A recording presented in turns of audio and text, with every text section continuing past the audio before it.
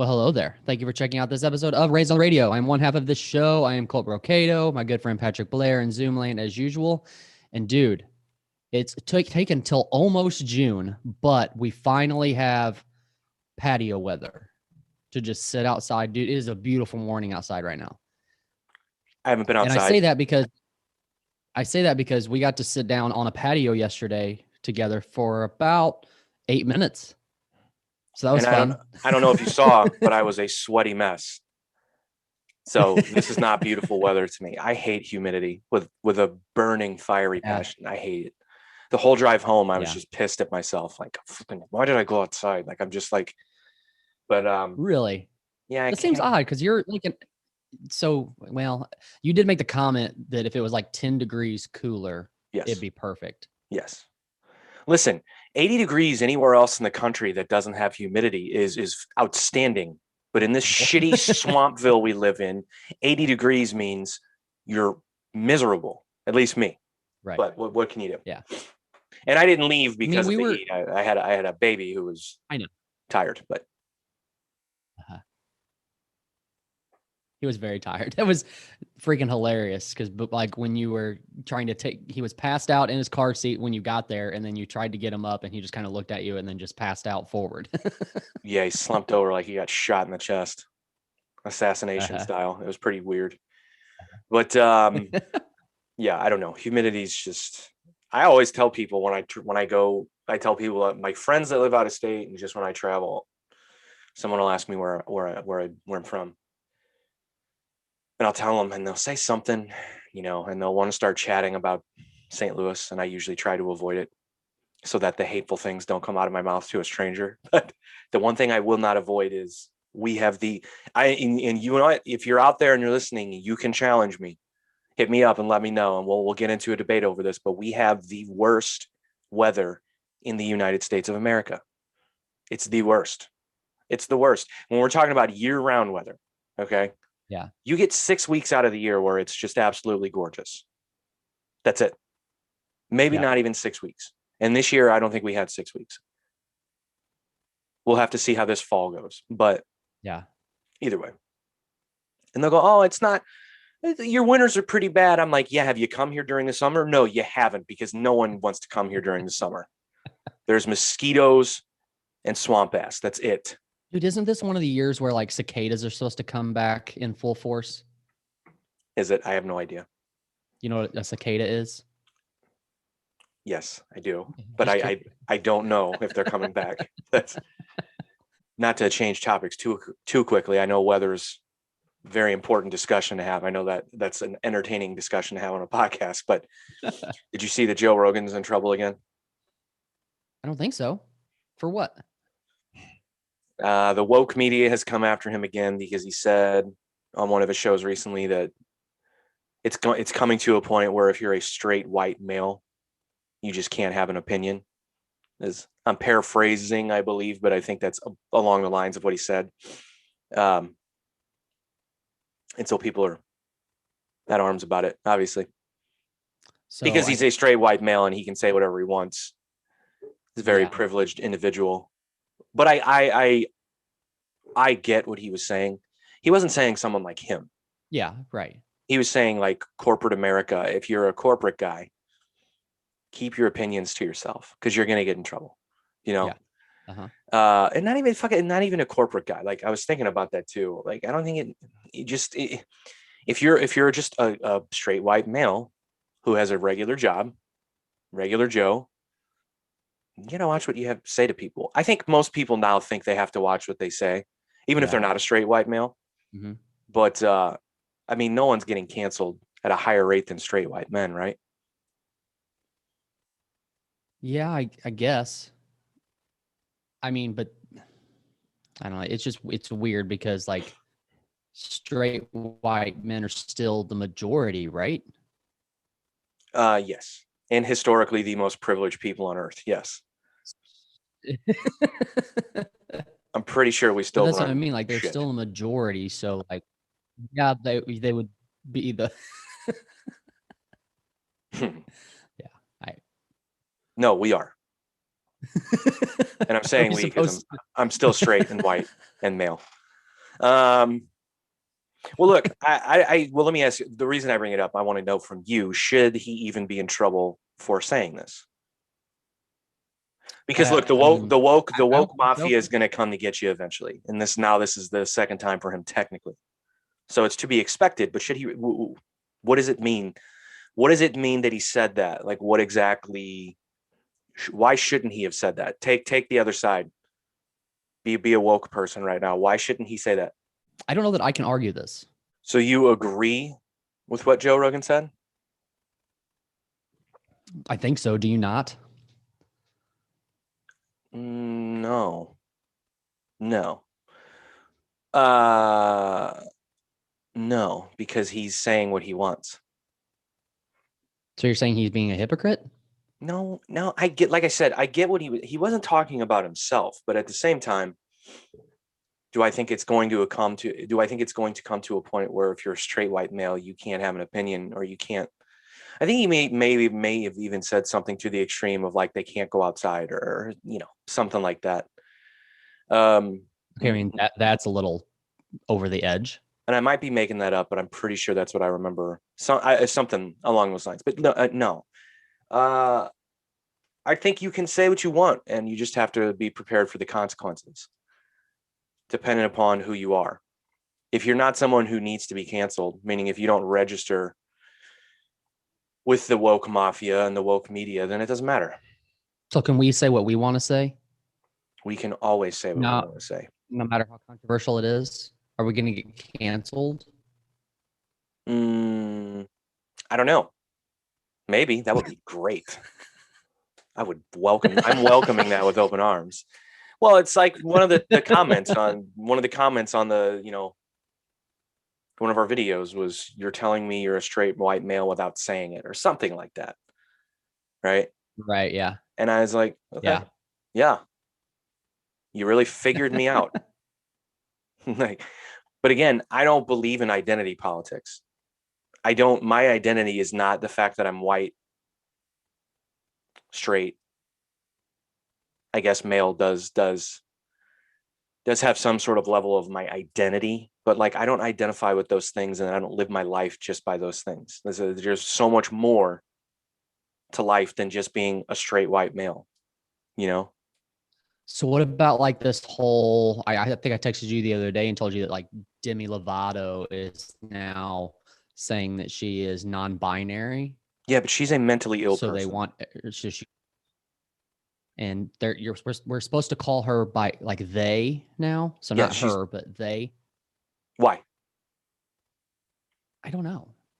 Who is she representing? By me calling, and I'll call anyone whatever they want to be called.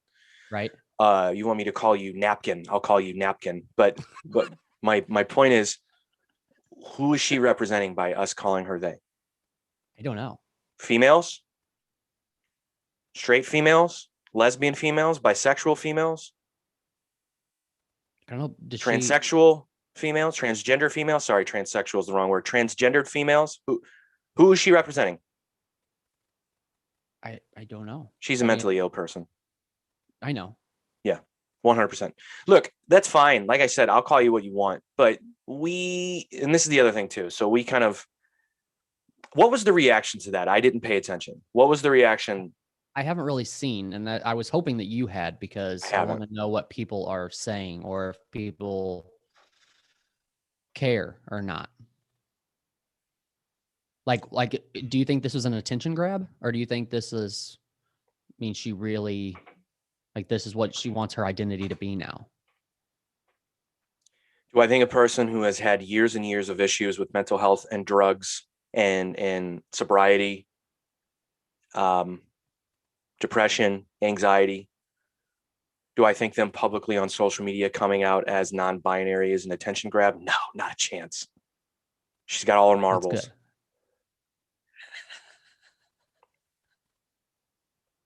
Do you think it is? I mean, I feel like it is. Okay. What if, okay, you just mentioned Joe Rogan a while ago. What if Joe Rogan came out and said he's non-binary now? What would you think then? I would say he's been hitting himself in the head with kettlebells and not telling anyone. Okay. but maybe he's changed Okay. his mind.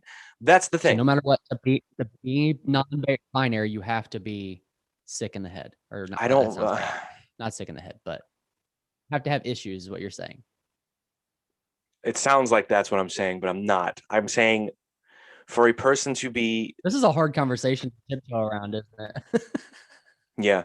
Well, look, okay. If you so name a place you go to often around your house. Say Casey's Casey's, gas perfect. station. You Okay. often probably see the same employees at Casey's, right? You go there in the Correct. morning, get coffee. Maybe you stop there at lunch. Maybe you stop there on your way home. You see the same people, right? Okay. Do you know one by name?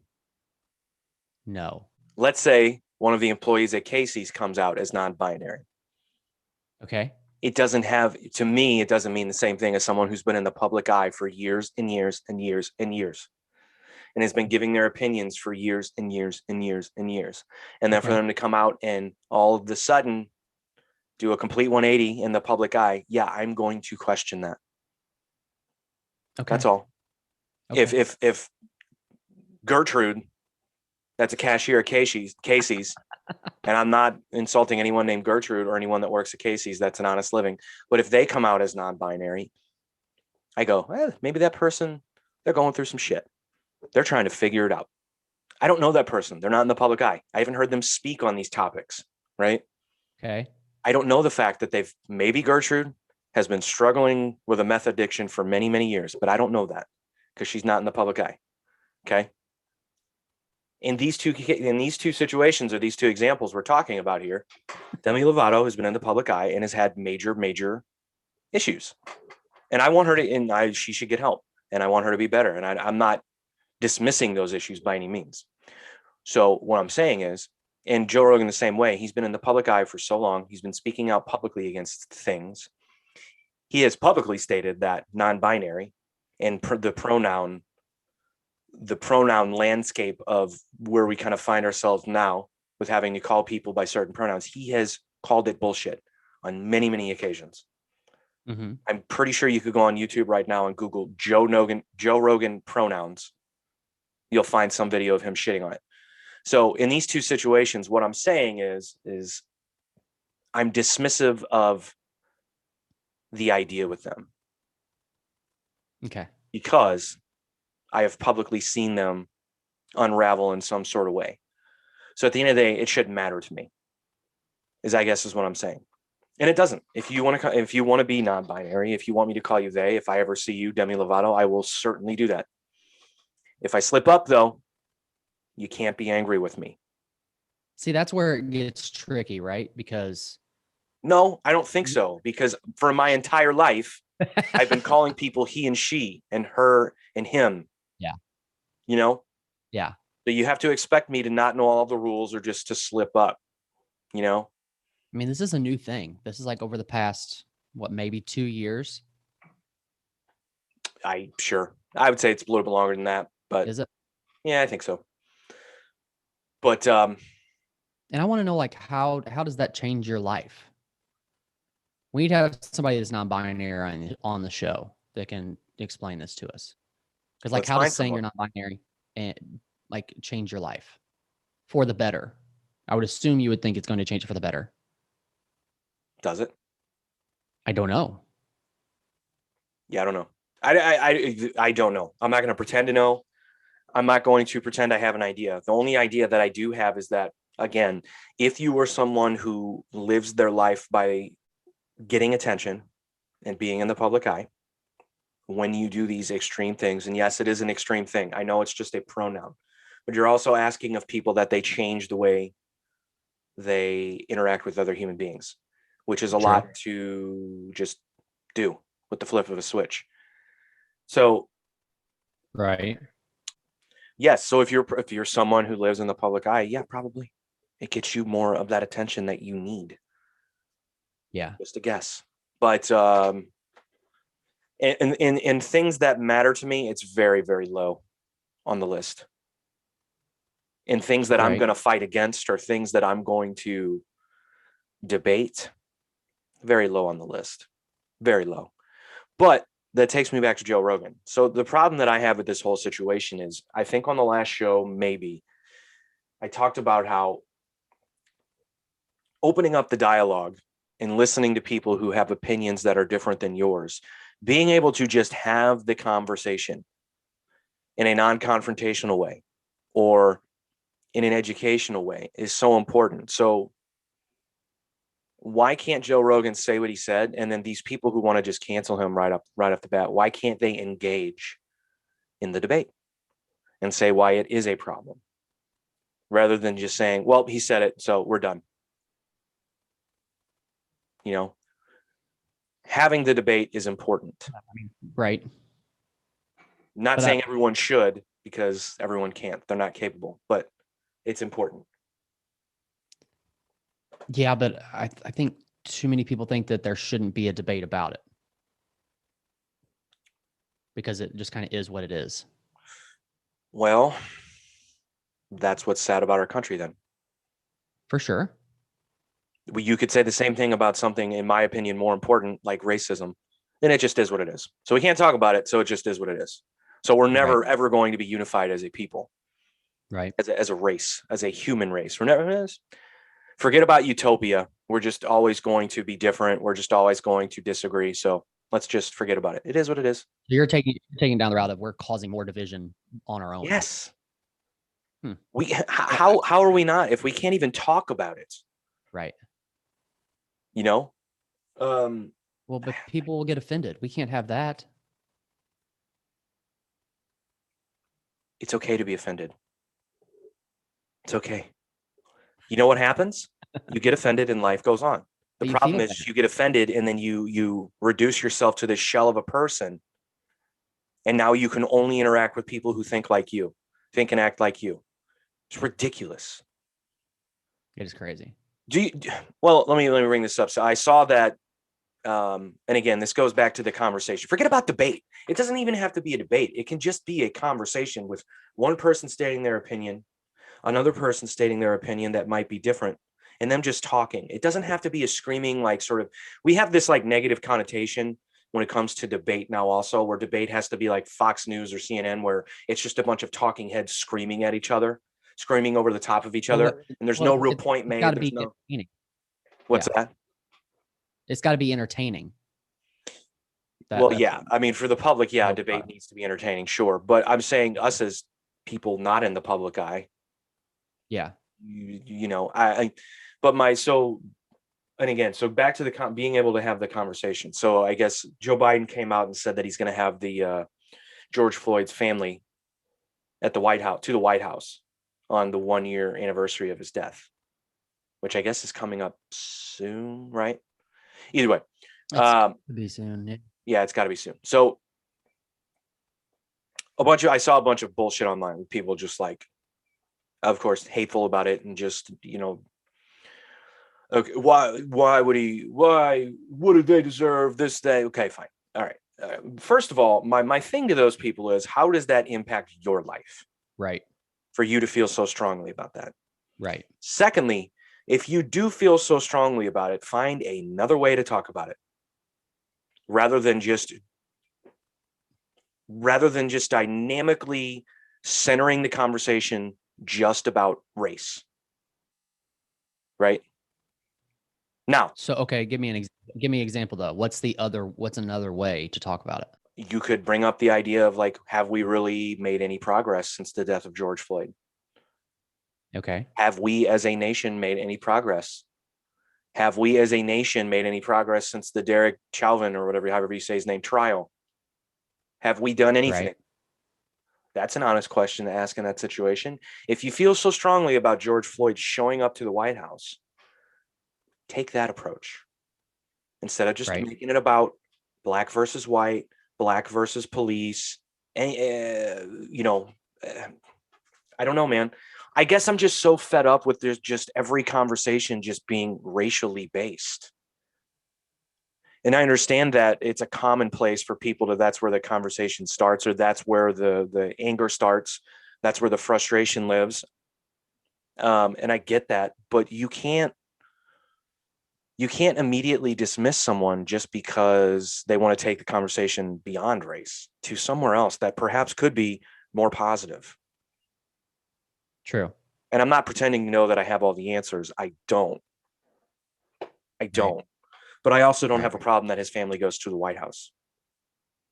I'd rather focus on something a little more important. I'm not saying that it's not important. What's more important to me is getting along with my neighbors. And I'm not just saying my neighbors who are different than me or have a different skin color than me. I'm saying all of the people that surround me in my life. It's more important for me to know that those people know that I'm not a piece of shit. Know that my family is not, we're not pieces of shit. You know? Do you have anybody that you're close to, or anybody in your circle that goes like automatically to race on these kinds of conversations and stuff, or no? No, for sure. Yeah. You do? Yeah. Okay. Yeah. And I mean, and if I can't have an honest conversation with them, I just avoid it. Yeah. I know I appear to be on this podcast an incredibly critical, the word hateful has been used. I'm hating, critical, sort of negative person about things. Yeah, believe me, I am. But again, I'm having fun on this show when I'm criticizing Miley Cyrus or Demi Lovato or whatever, or someone who I find to be just kind of a silly goose. I don't know the person. Mm-hmm.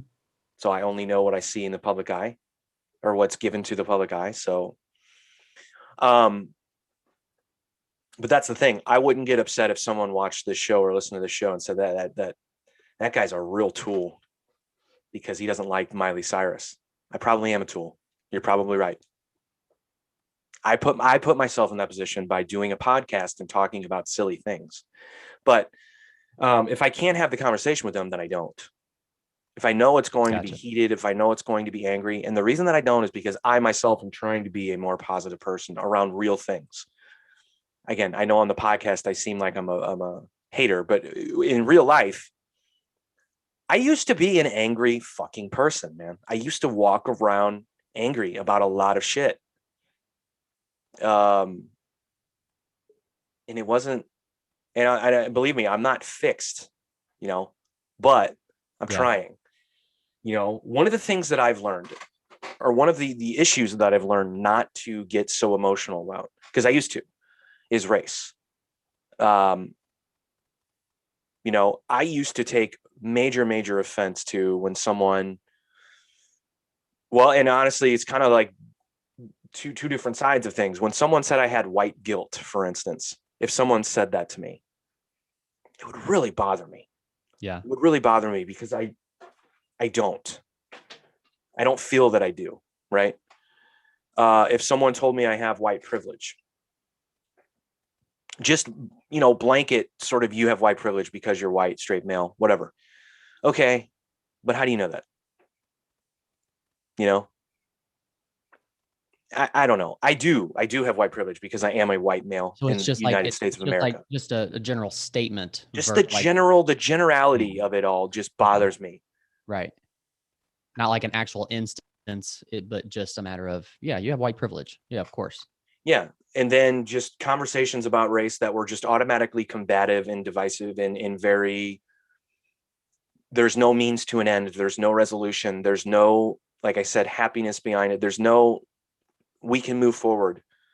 I just don't get involved in those anymore. I didn't grow up in a racially driven world. I consider myself pretty lucky. I grew up around all different kinds of people and in various points of my life. Which, see, I'm the opposite of that because I didn't. I mean, the area where I grew up. I mean, we're talking, there was only maybe 5 kids at the most that weren't white that I went to school with. That's scary for them. It's crazy. It's weird. It's really weird. So like me and you are on the opposite sides of the spectrum as far as that goes, like how we grew up. Yeah. But here's the thing. That's real world. That happens. Yeah, for sure. Yeah. So look, either you and I should be able to have an open, honest conversation about race and about what you know and what I know and what you don't know and what I don't know, or we shouldn't have it at all. Right. And it's simple. Us fighting about it, it just creates more friction, more tension, a greater divide at the end of the day. But I consider myself lucky in that sense. So I didn't grow up knowing any different. Didn't see anyone as different than me. Now, look, there are obvious surface differences between people. I get that. And I hate when people use that as an example too. It's like, duh. Like that's kind of what I want to say to them. Because I've been reduced to like thinking like a toddler, you know, of course, you know, we do things differently, but so what? Right. But so my whole point is, you know, I didn't grow up that way. So now as an adult, why would I engage in the negative part of that? Why not talk about the positive? My experience has been positive. And for the people who are not like me, that befriended me and have remained my friend over many, many years, they're and very trusted strong-willed, me. what you're trying to say. What's that? So they're very strong-willed is what you're trying to say. Definitely. But they deserve to be commended because I'm sure it's not easy. Yeah, for sure. I honestly, I just, you know, I'm not saying they should get, you know, but commended in the sense that like, oh, you can see past the bullshit. You can see beyond the bullshit and live your life. That, I guess that's what I'm talking about. And again, I always sort of reduce this to that like kumbaya, we are the world shit. But like, I don't know. Wouldn't we be in a better place if everything was like that? Yeah, Let's I mean, be honest. it makes sense, and it's easier said than done. But it's just like there shouldn't be bullshit. Like I mean, we've all lived together for this long, together on the same planet in the same areas. Why is this still a thing? Yeah. Well, look, I mean, why is there still bullshit? It doesn't make sense. Now there's bullshit out there. There's legit bullshit out there. But I think a lot of it is drummed up for no reason. Doesn't have to be. Yeah. Well, look, I mean, George Floyd's family going to the White House. Okay. The media coverage of that and the way that is handled, that is exactly what the powers that be, and I'm sorry, so people being on extreme ends of it and disagreeing on it and fighting over it is exactly the kind of division that the powers that be want. It's the perfect situation to just keep us divided, right? With all those people in the middle, battling it out. And then someone like you and myself go, oh boy, now what do we do? Another thing. I mean, okay, in that situation in general, taking George Floyd's family to the White House, do you think that's a good call? Do you think it matters? Do you think it's more of a perception thing than anything? I think it has a lot to do with optics, yes, because of who was in the White House. Right. For sure. Yeah. But again, that should be common sense to everyone. And what I just said right now should not be a controversial statement. We as a people have to have a certain perception of how the White House operates. Okay. Now, if you were to ask me, hey, if Trump were still in office and George Floyd's family went to the White House, would it be a big deal? Yes. Yes. Because so much of what was going on at the time, well, because so much of what was going on at the time with the protest and with the handling of the protest and the overall social divide that was going on at the time, a lot of it was blamed specifically on Trump. So for him to invite that family to the White House would be a big deal. You're saying in a positive way. I don't know. That's what I don't know. We're never going to know. I don't know if it would be positive. I don't know if it would be negative. But it would be a big deal. It would be a bigger deal. It still is a big deal. I don't want to reduce this to something that's just optics, but it is optics. Yeah, they should go. I mean, look, their family member was used as a launching pad for social discord. That fucking sucks, man. For sure. You know, I wouldn't know unless I was put in the situation. But if a family member of mine was murdered by a police officer, and then, you know, for an entire year, essentially, the entire country would be, you know, battling over it. Would I want some sort of something, anything like a trip to the White House, someone, a politician, anyone to fucking reach out to me and make me feel like there's a little bit of control over what's going on? I don't know. Maybe, probably, yeah. I can't speak for the family. I'm not in the family. I'm not impacted the same way, obviously, but I mean, as you said, it's been going on a year. I just wonder. I mean, I'm not in that situation, so I don't know, but I almost wonder if maybe I would just be like, let's not do this. Like, let's not make a big, I mean, it's been going on for a year. Yeah. Like let's just let everything die down and not do this. Now we're, taking them to the White House and doing media coverage on it and all that kind of stuff just kind of breaks everything back open.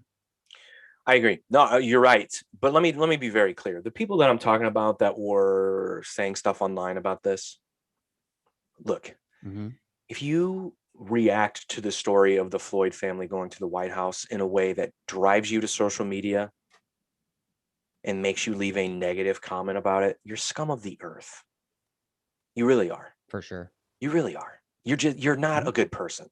It's preposterous enough that anyone going to the White House would bother someone like you or I. Again, general sort of Joe Schmo. That's preposterous enough within itself. And I'm talking about anyone going to the White House.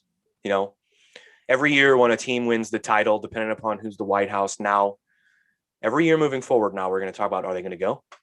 Right. So the idea that it even matters to us in general is stupid. Does it matter for us to you? Does it matter to you if a team says I'm going or I'm not? Does that bother you at all? Does not matter to me at all. Right. Okay. I'm the same way. Does not matter to me at all.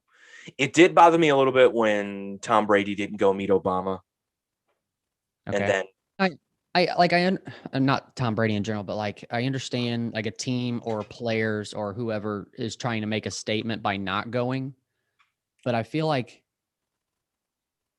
I don't know. I mean, I guess it does bother enough people when they say they are going or they're not going.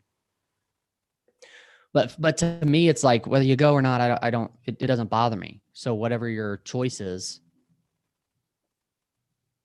Yeah, well, the whole thing with Tom Brady, it just rubbed me the wrong way because he wasn't really making a statement. He was just very pompously and passive aggressively not going. Tom Brady wasn't making a statement by not going. It was just, I'm Tom Brady and I'm very arrogantly not going to show up because look, the only statement you are making is that I'm Tom Brady and I'm more popular than Barack Obama.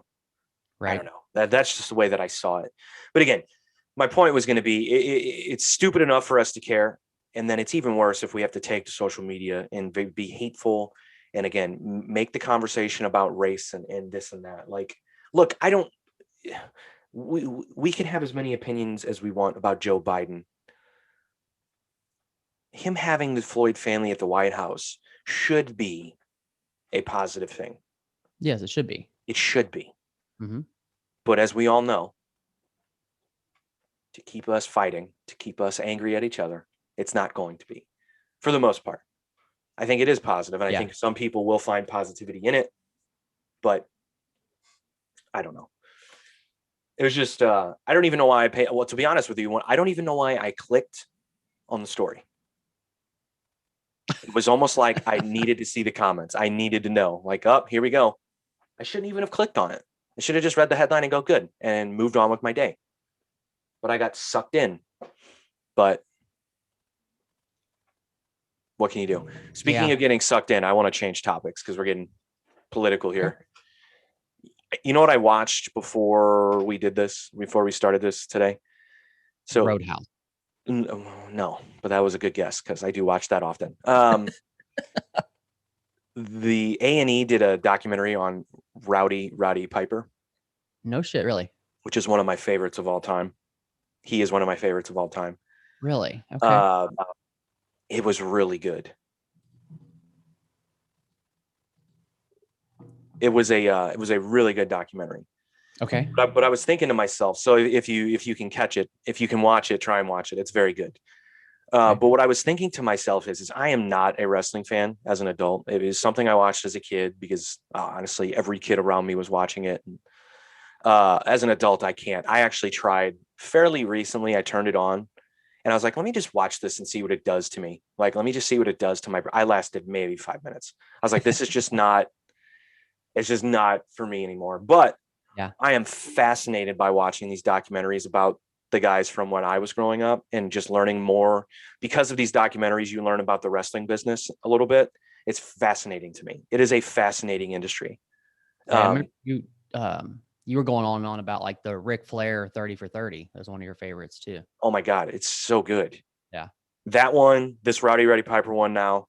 And there's the Vice does these Beyond the Ring it's like a mini series that they do on specific wrestlers, and they've done so many good ones. They did one on Chris Benoit. I watched that one. That one was pretty dark. It's pretty dark. It was a lot, but it was good. Yeah. They did one on Bret Hart, but Bret Hart's documentary that came out years ago around the whole Montreal screw job. That was a great documentary. Yeah. You learn about the inside of that business, and it's like, to me, it's fascinating. But I think I probably feel that way if I learned. I like watching. I like watching any documentary that kind of takes me on the inside of. It doesn't have to even be entertainment. Like I love documentaries, although they're getting kind of old now because how many can you fucking do? But when they started, I mean, this has probably been years now, but documentaries about drug cartels and that whole business and I recently watched, I don't remember what it's called, the show, but they talk about businesses that screw people over. I can't. Anyway, really cool. Like I'm very interested in that, just to learn about that stuff. Yeah, so I was watching this. You know what most people don't talk about, because wrestling is just this billion-dollar industry now, and you have so many stars, and most people don't talk about it. You know who the first guy to go to Hollywood was? The first wrestler? Fucking Roddy Piper. Yeah, true. The first guy to do it. Yeah. He did They Live. He's the pioneer of a wrestler going, I need a backup plan. And that's how he said it. He goes, I can't do wrestling forever. I need a backup plan. So let me go test these Hollywood waters. Right. Well, the first guy to fucking do it. Well, what about like didn't Andre the Giant do something? That was after. That was after Roddy Piper, really? That was long after They Live, yeah. Yep. Oh, hey, really? Huh. Yep. Okay. So I found that to be very interesting too, because if you look at guys like The Rock and John Cena, let me think. Hulk Hogan was pretty big in Hollywood there for a while, but The Rock, John Cena, who's someone else? I mean, Batista, to be honest with you, has a giant, movie career now. Yeah. He's in a lot of shit. When you look at guys like that, it's kind of seems like kind of a normal thing now, I guess. If you are in the wrestling industry, for you to get into Hollywood, if you're kind of this larger than life character, you have a good shot, right? Did you ever hear about, and we don't have to go into this, but Randy Orton, you know who Randy Orton is? I do, but that's a period of wrestling that I did not watch at all, but I just know him. Right. Well, the reason why I ask, he's a St. Louis guy, but there's a story where he was, so I think it was like the third Marine movie. Have you seen any of the Marine movies that John Cena did? No. I think Ted DiBiase did one of them, maybe. Anyways, Randy Orton was supposed to be the star of one of them because he was actually in the military and went AWOL at one point. So the perception of him actually doing that movie, they couldn't do. I thought that was an interesting backstory. What branch of the military was he? I don't remember. And the movie's just called Marine? I'm pretty sure, yeah. I mean, fuck, that's creative. What the fuck? You said John Cena's in it? I've never heard of this before. Also, you said Ted DiBiase. Ted DiBiase is 75 years old. How is he playing a Marine? His son, Ted DiBiase Jr. Oh, I had no idea he had a son. I was like, why is the $1 Million Man doing movies? He's an old man. I was like, was he the grandfather of one of the Marines? Like, what is he doing? Let's see. I'm looking at Marine movie. Okay, so John Cena, it's called The Marine. So Again, he did the first one, extremely and creative. then so Ted DiBiase Jr. did the second one, and then The Miz did the third one. The Miz is in movies, huh? Yeah, you didn't know that? Oh, No. there's a fourth one too. Who did that? Is that The Miz again? And yeah, The Miz and Summer Rae. Do you know who Summer Rae is? I don't have any idea what that is. Moving But Target. good for the Miz. Didn't The Miz start out on like one of those reality shows? He was on The Real World, yes. Real World, okay. The Real World, back to New York. Here's why I know that. Here's why I so quickly knew how to answer that question. So that was actually a really, really cool season of The Real World. Here's why. And this is back when The Real World was like The Real World. It was still a very popular show. Okay. That season was especially good and especially cool to me because they worked for a record label. They worked for Arista Records. Their job at Arista Records was to help get one of their bands off the ground. Well, that band they were trying to get off the ground was a band called From Zero back in the nu metal days.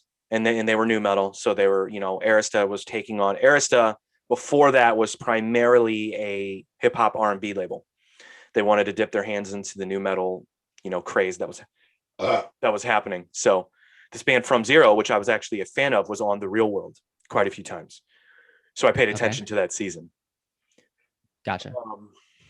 Really good band, by the way. Their first record is, I may have talked about it when we had Joel on and we were talking about nu metal. Yes, okay. I did. I mentioned it. Their record is called, the first record's called One Nation Under. It's front to back a great record. They were on tour with Deftones. This is back, God, it was 2003, I guess, maybe. Okay. And they came to St. Louis, and I didn't know who they were. But this is back when you did a tour. They had, I think Deftones probably had 4 or 5 bands on the tour. So what they did was, this is at Verizon or Riverport, whatever you know it as.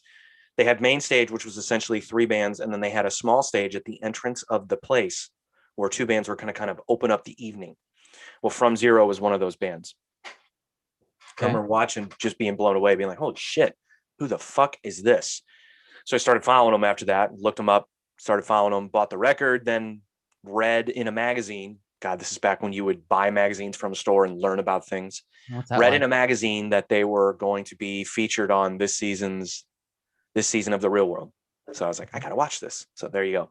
The Miz was on The Miz was on that season. That was a long way of answering. Yes, he was on The Real World, but yeah, The Miz was on that season. But I remember hearing stories.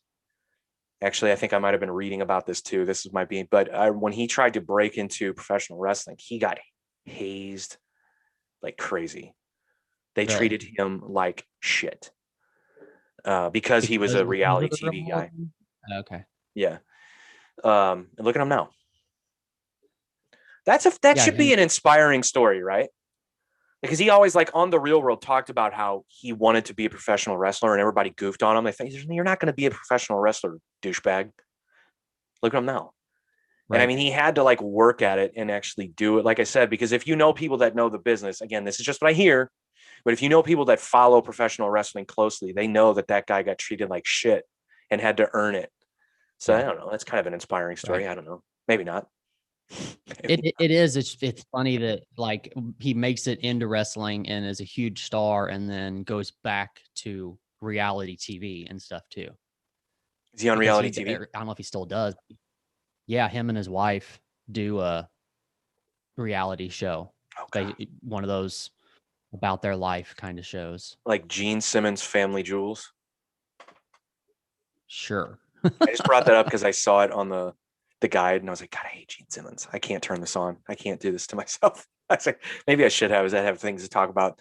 Or I could have Gene Simmons impressions for this, but my favorite one was, can I interest you in a kiss coffin? We could. No, you can't. We could do that. We could start watching reality TV shows and then bring that to the podcast. I really don't want to. You start with Kardashians. Oh. Who is the Mrs. wife? I don't remember her name. I can picture her. Is she a wrestler? She was a wrestler also. Really? Yeah. Hang Hmm. on. It's gonna bother me if I don't figure it out. What network Let's is see. this spectacular show on? I don't You know. can I guess? Can I guess USA? It has to be a USA show. Probably. One of those. Maurice was her name. Or is her Sure, name. sure it is. Yeah, I know who Uh-huh. that is. Yep. Uh-huh. I'm Do sure you you do. remember when USA was like pretty much a porn channel No. For what? Like movies, for you mean? What? masturbation? I don't know. What do you mean? Why is anything a porn channel? um, yeah, it used to be like because it was like USA After Dark. It would just be tit flicks, man. It would just like I just remember this like I don't know. I can't remember specifically the name of anything, but yeah, it would just be because like okay, I know you know about Skinamax. Everyone knows the term Skinamax. I think that's what it was, if I'm remembering correctly. Google that. Google Google USA After Dark. Here, I'll do it. You gonna do it? But I'm pretty sure that's what it was. It was called USA After Dark. I think so. Hey, before we move on though, when you were talking about the Real World a second ago, wasn't Christina P on the Real World also? The comedian? No, she was on. Yeah. God, I'm so. Why can I answer these so quickly? Or Road? Wait, She was on Road Rules. Road Rules. Okay. Yes. Oh no, it was called USA Up All Night, Up All Night. also known as Up All Night with Rhonda Shear. Genre: variety sketch comedy. Maybe I'm thinking of the wrong thing. Presented by Gilbert Gottfried, Rhonda Shear. Synopsis: the program consisted primarily of low-budget films bookended by in-studio or on-location comedy skits featuring the show's hosts. Okay, that's not what I'm thinking of. The movies air range from cult classics to B movies to other fare, not appearing on television frequently. Up All Night would regularly show sexploitation films with the explicit content edited out. Maybe that's not. You know what? Okay, when did this come on? Original release January 7th, 1989 to March 7th, 1998. And this will be on for 6 hours. So you would literally start watching this at midnight when you're a kid and stay up for 6 hours just watching this smut. It was great. Yeah, so that's what I guess that's what I'm thinking of. So sexploitation films. Yeah, that makes sense. Like it wasn't actual porn like porn as we know it today, but I'm saying it was like 1998 US came under fire under the new management of Barry Diller and decided to go for a more general and upscale viewership. This meant many of USA's long-running series were either overhauled or canceled. Up All Night ended up among the latter. The network relieved Shear and Gottfried of their hosting duties while still by 2002, the Up All Night name, music, and graphics were completely removed from the films. You know what they used to show? Maybe not. I think they used to show Elvira movies. Do you know who Elvira is? You don't? I think I've heard that name before, but I don't know. Oh, man. Who is she? Let me just give you the Google version of who she is. Google a picture of her while I'm doing this. Elvira. She had some. She's known as the Mistress of the Dark, and she had some titties. Elvira. No, that's not how you spell Elvira. There's still Elvira.com. Elvira, Mistress of the Dark. Dude, what is? Huh? This was a show? No, she was a personality, but she had her own movies. So I think one of her movies were played on USA Up All Night. That was my point. It only got 48% on Rotten Tomatoes. So 48% of people who get paid to write for Rotten Tomatoes said they don't like it. Absolutely. That's exactly. Rotten Tomatoes is a fucking joke. Anyone that uses Rotten Tomatoes as an example of a movie is good or bad, you suck. The horror movie hostess turns a puritanical community on its ear when she arrives in town to claim her inheritance. Yes. Okay. So in this movie, I'm pretty sure this is the movie. My wife and I just watched this recently, and we were like, "Oh my god, you would never." They couldn't get away with it today. So what happened is she's at like a picnic, and she casts a spell on everyone and makes them have orgasms. So you have like all these old ladies. What the hell? Old ladies. You're like all these old ladies like orgasming and all these dudes like jizzing in their pants, and she's just sitting back enjoying it all. Dude, Wow. it was so crazy. This is the shit I used to watch as a kid. No wonder I'm so fucked up. My wife always is like, why didn't you How just did, watch Disney movies? I'm like, because I watch shit like this. wha- I've never seen a how did, Disney. I've seen like two. how'd you watch it recent, like this movie recently? It was on one of those weird channels we have, like Comet, or one of those like Comet shows often like old weird B horror movies and stuff like that. I'm pretty sure that's what we watched it on. Okay. But I stopped on it and I said, hey, do you remember her? And she goes, of course. And then so we just started. I was like, oh my God, I figured you'd call me a pervert or be like, you probably used to masturbate to her or something, which I did. But so I was like, let's just watch it for 10 minutes. And we were like, holy fuck. Like, anyway, I don't know. I don't even know how we ended up there. USA. Yeah, somehow we got from Randy Orton to Elvira. That's good. I think I'm back on the LeBron James train Why? because of that shot he hit against the Warriors the other night. I did see that. I didn't watch the game, but I did see the highlights. I'm not back on the train, but because I'm definitely not going to be rooting for him to win. But yeah, I was rooting for him to beat the Warriors because I cannot stand. I don't. I'm not a Steph Curry fan. I think you're in the minority there because there is a lot of hype around Steph Curry right now. Yeah, whatever. Did he make the playoffs?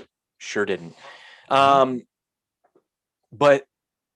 do you know? And I'm just bringing this up because of a stat. Do you know that was LeBron's like 73rd game, like go ahead or game winning shot of his career? Right. But people still don't call him clutch. Yeah. Yeah, there was I seen that, and there were like comparisons again between him and Kobe and him and Michael Jordan and how many they have versus how many he has and all that other stuff. And he has the second most of all time, right? I think so. Yeah. Who was first? Kobe, right? I think so. Yeah. Yeah. Just saying, man. So it got me thinking because that stat was impressive. And I always backed him up on this. I go, just because he passes the ball late in the game doesn't mean he doesn't want to take the fucking shot. It has nothing to do with that. You can go all the way back to and go watch the documentary that's on Netflix right now about his high school team. You can go all the way back to high school and see him passing the ball and distributing the ball late in the game. He wasn't afraid to take the last shot in high school. He was a mythical character in high school. No one thought they were as good as him. No one thought that they were going to beat him. So he wasn't afraid to take the last fucking shot. He's a smart basketball player. Yeah. He knows that the higher percentage shot is the guy that's fucking open and not the guy that has the entire team guarding him. Right. Right. So like you can go back and watch him do this in high school. It's always been a thing that he does. But so like it got me thinking about that and thinking about what is my biggest gripe, personally with LeBron James. It's the shit that he says. He's a fucking baby. Yeah. He's just a baby. Yeah. Like when he hit the shot, he's like, oh, my eye. Like, oh God, you're such like, just move on. Yeah. You hit the shot. Your eye doesn't matter anymore. Like it's one thing to complain about your eye after you get poked in the fucking eye, right? Oh, it hurts. I'm going to act like I can't see, but you hit the fucking shot. Stop talking about your eye. That's just one of those. And that's just that's like such a small detail too. But like, well, I mean, it goes back to what we talked about a couple weeks ago is the whole flopping thing and all that and faking fouls and all that kind of stuff. I mean, that's baby. You're a freaking adult. But that's the thing. Like doing it on the court, I wouldn't bother me. It wouldn't bother me as much as if he did it on the court and they got in front of the media and said, no, I was fouled. Or yeah, it fucking hurt. Or yeah, it was a smart play. Taking the charge, acting like I fucking got shot. You know, but he doesn't. He goes in the media and then finds ways to be an even bigger baby with his mouth. That's always been my biggest problem with him. And look, it's probably not the easiest fucking thing to do is to get in front of the media and be well prepared for these stupid questions and basically be under scrutiny and criticism since you're 15 years old. You know, probably not easy. You're probably not going to make the best decisions all the time. But now we know why Michael Jordan was such a recluse. Yeah.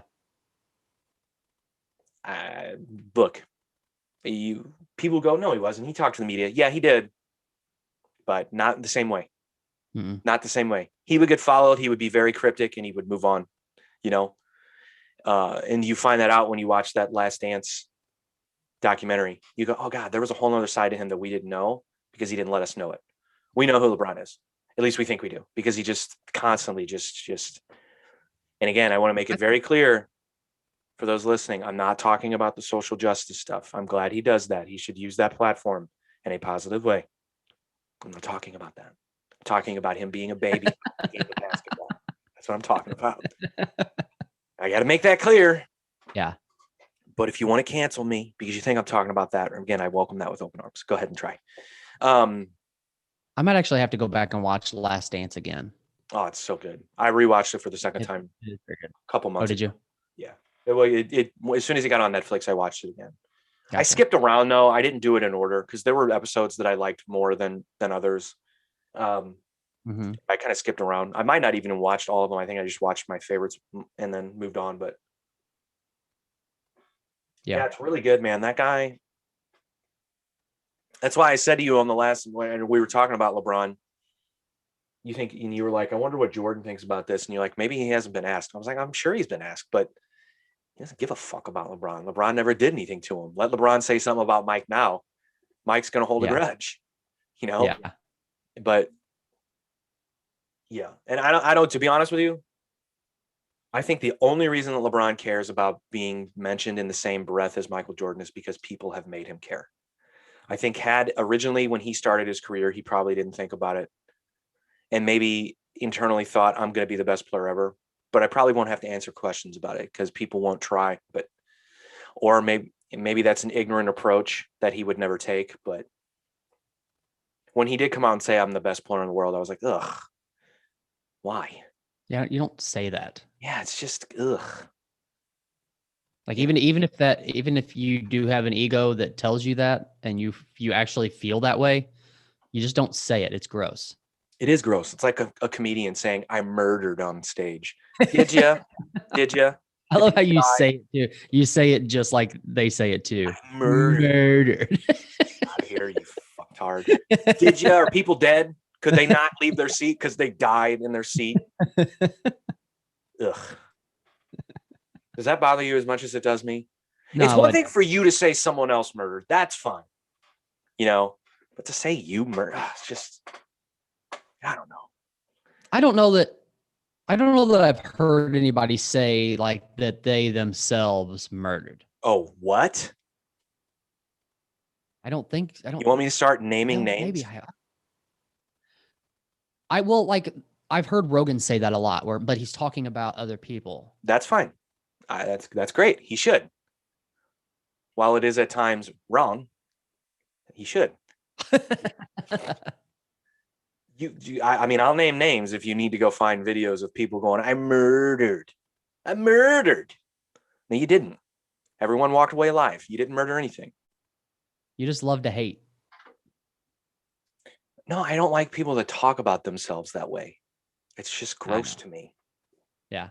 I would feel the same way if a band got off stage after a performance and go, God, we just fucking murdered that crowd. I'm like, did you? I don't know. Conor McGregor can do it and you're fine with it though? What do you mean? Like just hype himself up and talk about being the best fighter in the world and this, that, and the other. All right. Now what you just did pissed me off. He's about to go fight someone. Not go tell jokes or play music. I want to be very clear that there is a distinct difference. So I'm okay with you getting yourself pumped up enough to go not get hit in the face too much to where you don't get knocked out. Okay, but what if perhaps get murdered? If you tell people, or if you say in the media that you're the best fighter in the world. Okay with it. You're okay with it. Yep, he's fighting. It's different than basketball. Says, I'm the best basketball player in the world. That's different. It is different to me. Fighting and one's not. Correct. Huh. Yep.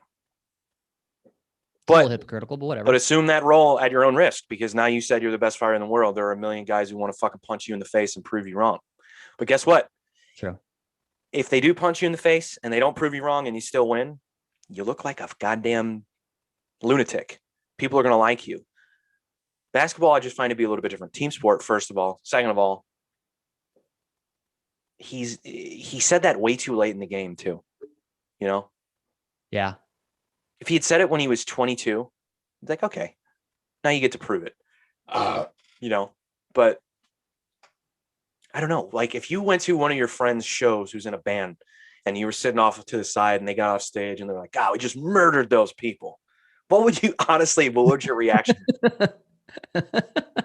You'd kind of be like, "Come on, guys, come on, let's calm down." No, that wouldn't I bother don't you. know. I don't think so, but I'm also not a musician. But you have a problem with comedians saying it.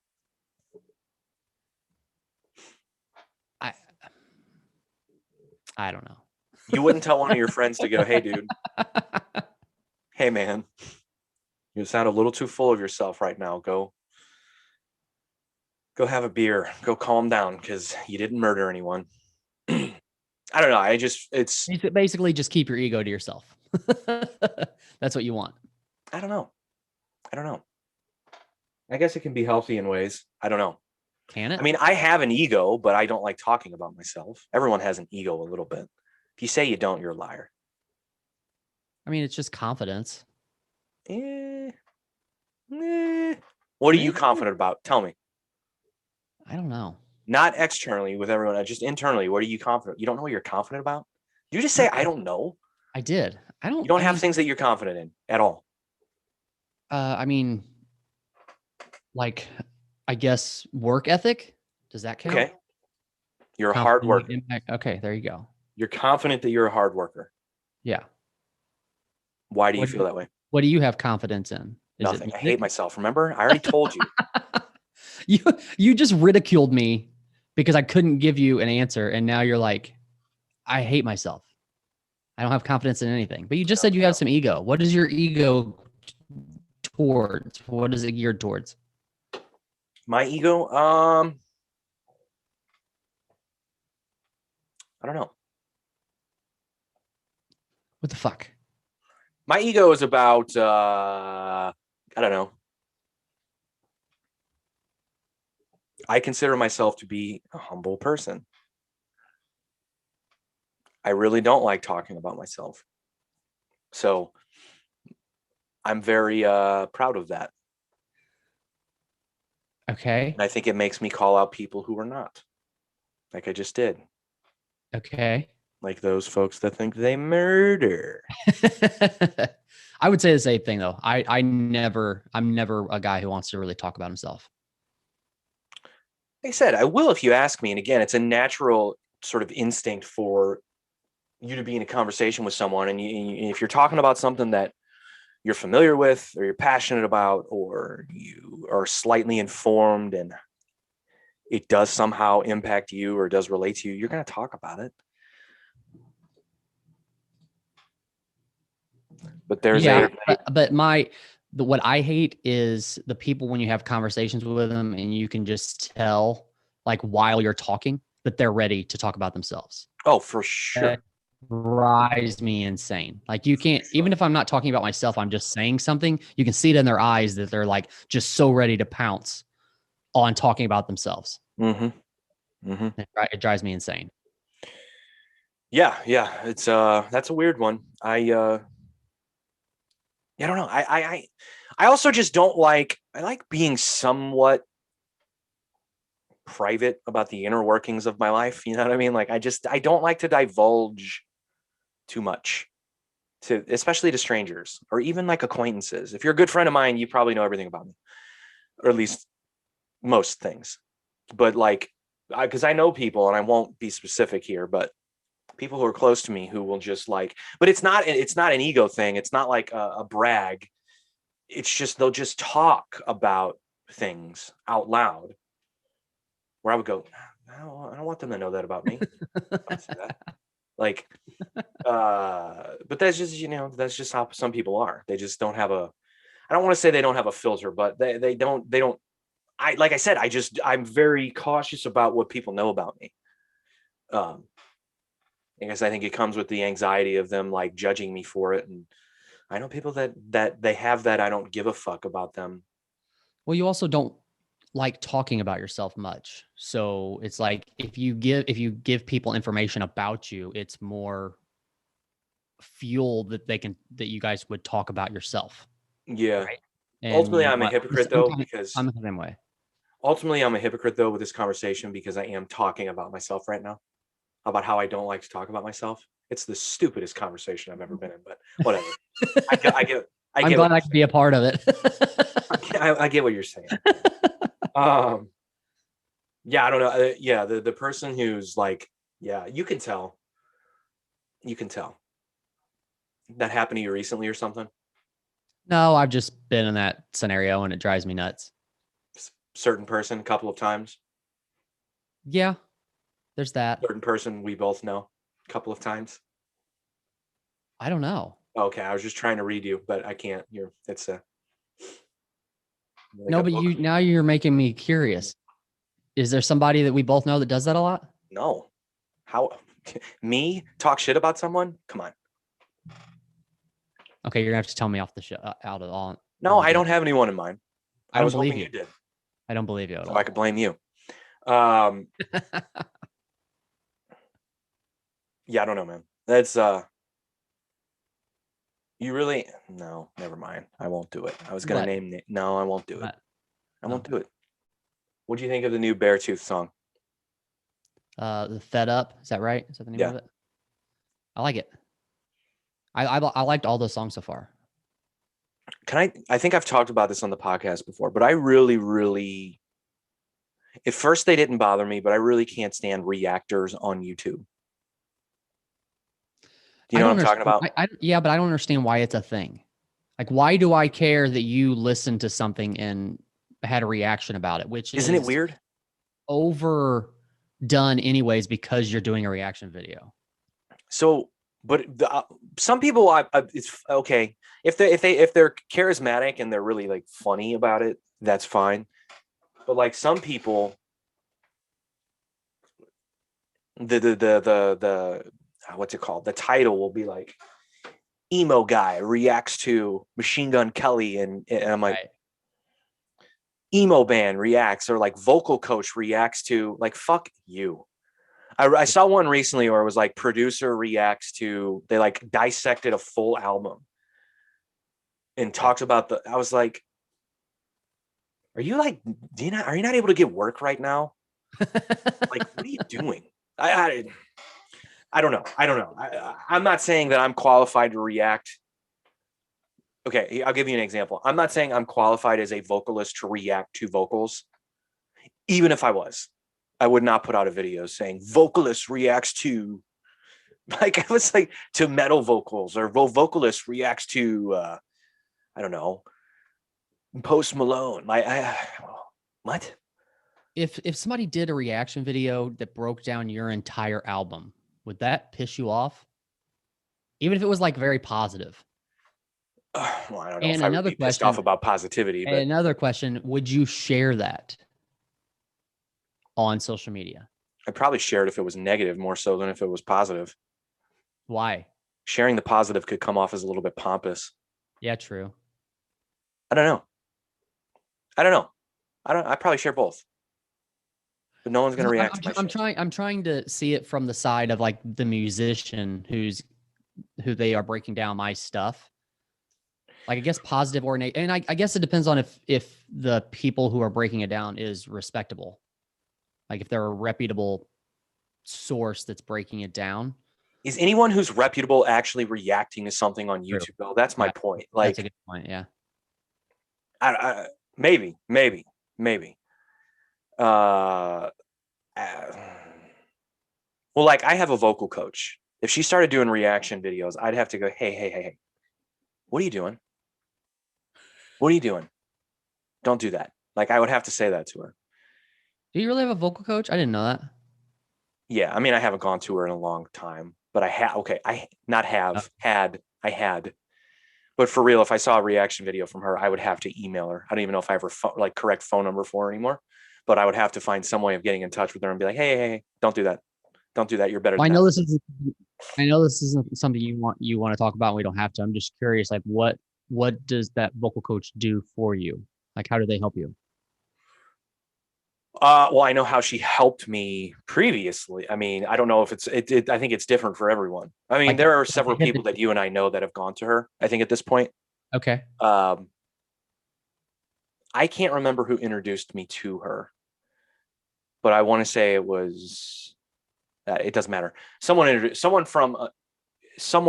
me to her, and she's great. She's a really, really, really great person, really just cool person, talented as fuck, knows her shit. But well, at the time, the reason that I even started going was because I felt like I didn't know what I was doing as a vocalist.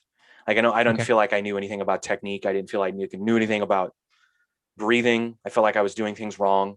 I was doing everything wrong to my voice at the time, also. So like So what year are we talking here? Like how long ago? oh, this is fuck, man. 15 years ago, Okay. maybe a little bit less time than that, but like when I started, yeah, I mean, we're in 2000, well, 12 years ago, probably. Okay. So Okay. like, but no, I just didn't know anything. I didn't know fucking shit about. I didn't know what I was doing wrong. I thought I was doing everything wrong. So I just wanted to know, and I, you know, come to find out, yeah, I'm not really doing anything right necessarily. So she just taught me how to be, prepare myself for those moments where perhaps like my voice was not as strong as I wanted to be, how to breathe, which was super important because I was terrible at breathing.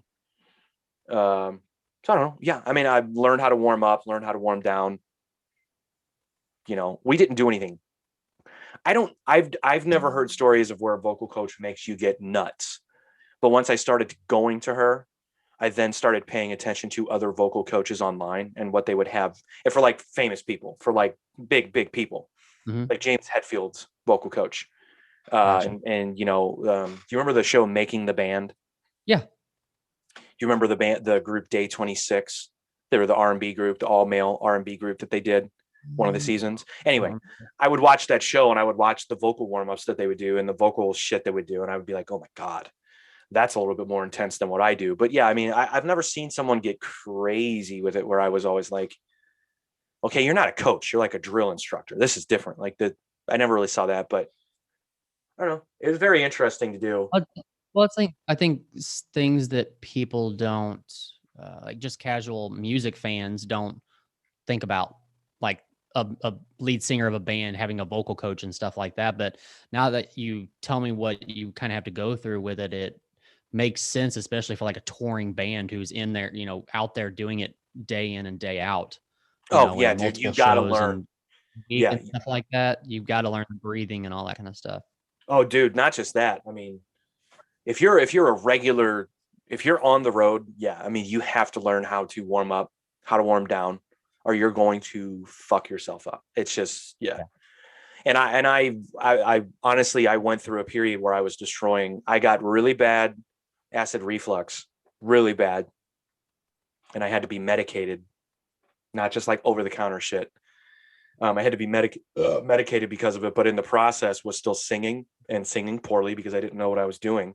I've had two periods in my life where I experienced that, and so one of them was recent.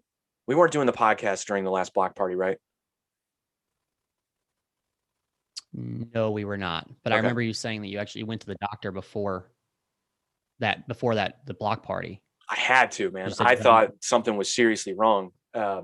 Because one of the bands I was in, we got back together as a reunion for the block party. So I was singing more than I had been at the time. And fuck, dude, I started experiencing like intense pain in my throat. I was like, oh fuck. Um, so yeah, I had to go, and again, they put a fucking scope down my throat and looked at it. And they're like, no, you just have really terrible acid reflux. Have you had this before? I'm like, yep, once in my life. They go, yeah, you need to like start taking something for this ASAP and avoid all things that give it to you, because or you're going to keep feeling this pain. I mean, you can obviously sing through the pain, but it will suck. It's like, yeah, I'm not really into the pain anymore. So How does singing cause acid reflux? singing doesn't necessarily cause it. Okay. Acid reflux will get caused by your diet more than anything else, diet and stress. Right. But singing with it is really bad for you. Oh, okay. Yeah. Gotcha. Little Richard. That's almost his career almost got destroyed because of that. That's why he has that weird raspiness to his voice, is because he had really bad acid reflux and would Really? continue to. Yeah. He has really. There's a couple people, Little Richard, and there's another really famous one that I can't think of right now. But same thing happened to them. Yeah, a lot of people go through it. It's just not. Oh well,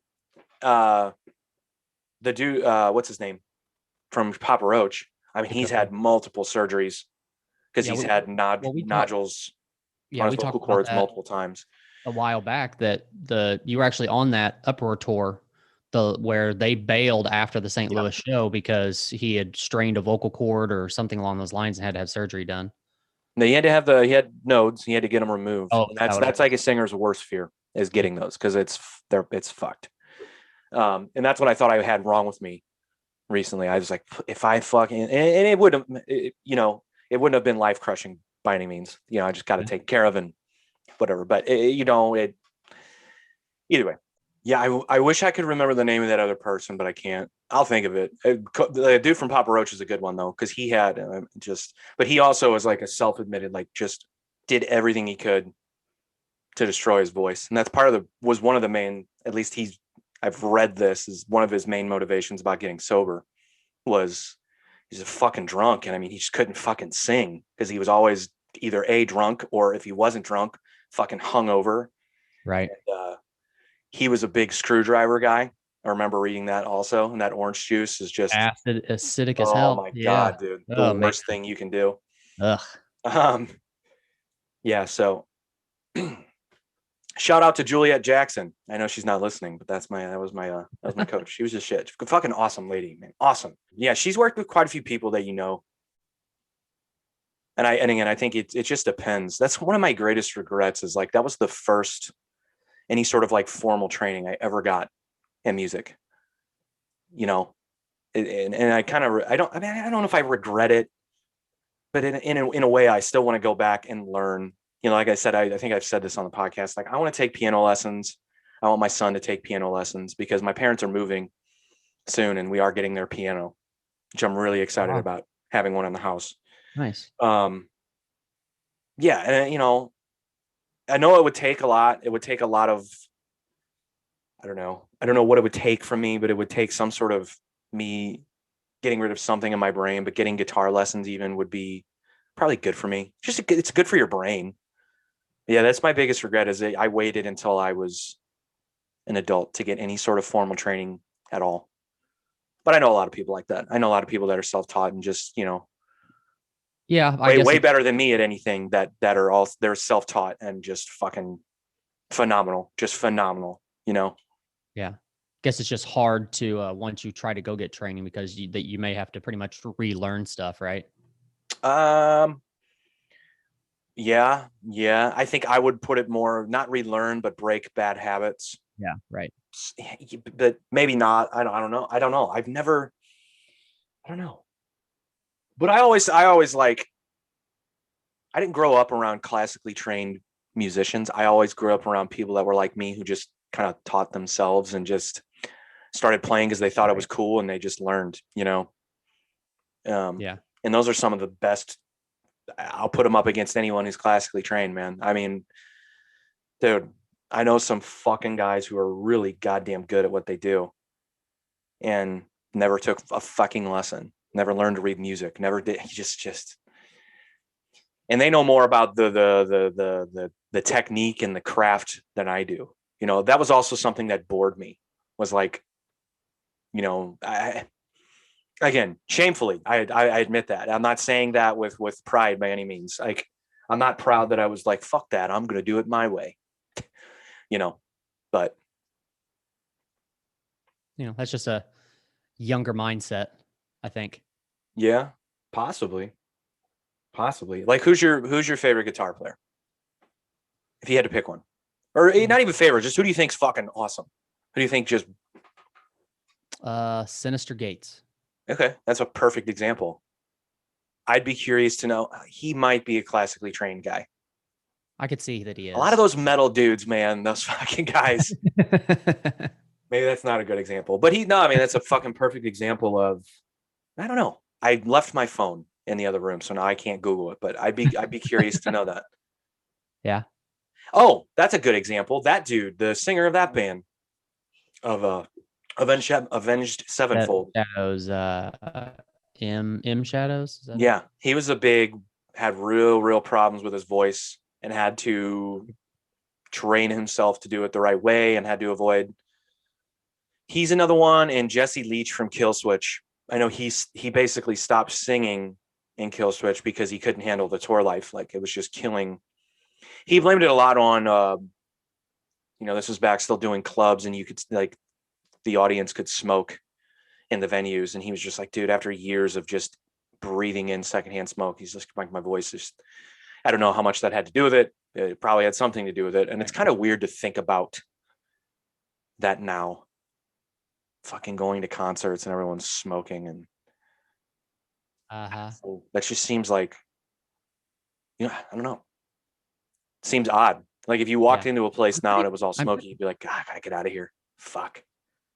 Never bothered me before, but now it does.